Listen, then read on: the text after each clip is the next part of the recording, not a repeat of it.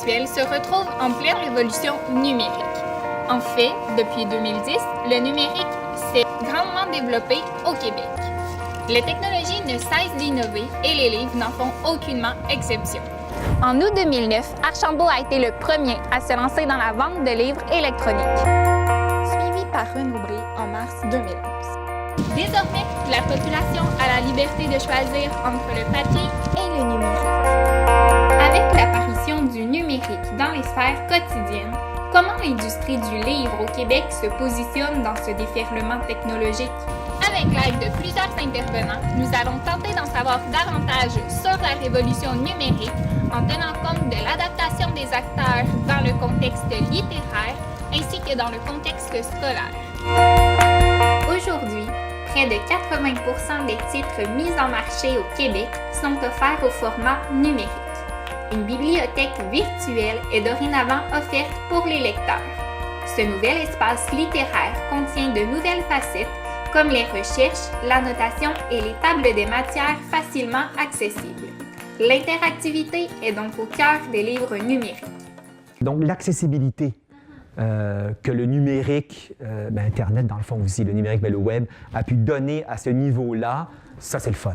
Ouais. Admettons, pour les quelques fois j'ai pu jouer avec ça, surtout au niveau encyclopédique, le livre augmenté qu'on appelle.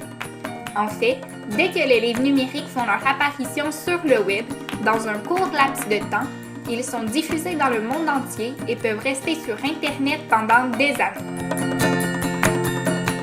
Cependant, le format papier amènera toujours des avantages que le livre électronique n'amènera jamais, comme le plaisir du toucher, la possibilité de feuilleter un livre plus facilement avant l'achat, ainsi qu'un choix d'ouvrage beaucoup plus vaste. Moi, c'est vraiment le toucher, puis tourner les pages, puis savoir où je suis rendue. Ouais. Dans le numérique, on ne sait pas trop. Non, page 47 sur 322, mais après ça, quand on se réfère à notre livre, « Ah oui, te rappelles-tu le passage à peu près dans le milieu? Dans le numérique, on ne peut pas faire ça. Toutefois, il est important de rappeler que la lecture sur un support numérique tend à témoigner d'une évolution et non d'une révolution. De ce fait, le passage au numérique n'est pas la livraison sous forme numérique d'un produit préexistant. C'est l'invention de nouvelles expériences. Le papier reste, mais il y a pour le libraire, il y a aussi le numérique. Donc, c'est là la créativité, les comportements qu'il faut adopter en fonction de. Il faut travailler, nous libraires, en fonction de le livre papier, qui est toujours là, qui a toujours sa place hyper importante, et le livre numérique. Okay. C'est pas où est, c'est et le livre numérique, la niche du livre numérique. Je pense que c'est un peu ça qu'il faut faire, rappeler aux gens que les libraires sont là pour conseiller dans l'univers numérique et de la vente en ligne. Quand on sait ce qu'on cherche, tout va bien, mais quand on veut être conseillé, il n'y a rien comme un libraire, un humain, pour nous écouter puis nous poser des questions. Depuis 2012, la tablette tactile est apparue dans plusieurs écoles primaires et secondaires de la province de Québec. Plusieurs classes sont dorénavant équipées de tableaux interactifs et les élèves possèdent leur propre ordinateur portable ou leur tablette tactile. Les enseignants doivent alors adopter de nouvelles méthodes afin de se conformer au nouveau système basé sur la vision du numérique. Cette approche pédagogique, dénommée e-class, propose de nouvelles façons d'apprendre les matières, motivant ainsi davantage les élèves quant à leur réussite scolaire.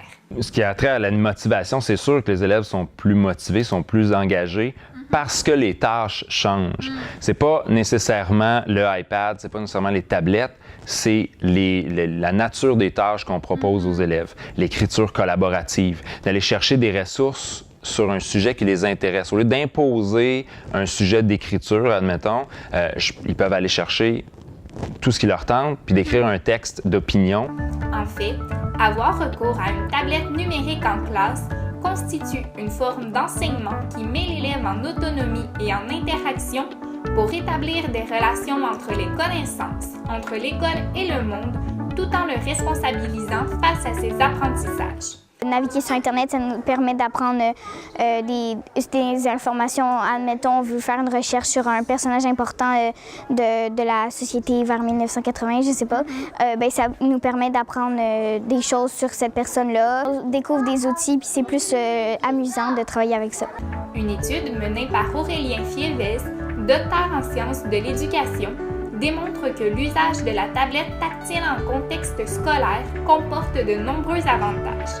Par exemple, les livres numériques favorisent grandement l'échange, la création, la stimulation visuelle ainsi que l'interactivité.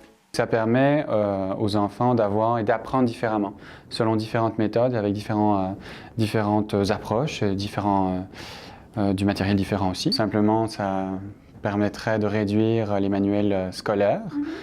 Et donc là, c'est vraiment les deux avantages principaux. C'est le gain en poids et, je dirais même plus important pour moi, le gain en interactivité et le gain en méthode pédagogique, en tout cas en plus-value pédagogique qui est vraiment donnée par cette interactivité du livre.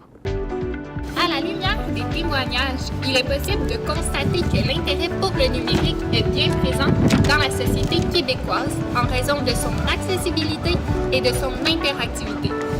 Cependant, l'attachement à la version papier ne se délasse pas en raison du plaisir de la manipulation de l'objet livre. C'est pourquoi plusieurs Québécois sont mitigés quant à leur intérêt pour le livre numérique. Après la roche, le papier et maintenant la tablette, y aura-t-il une autre forme de support dans les prochaines années?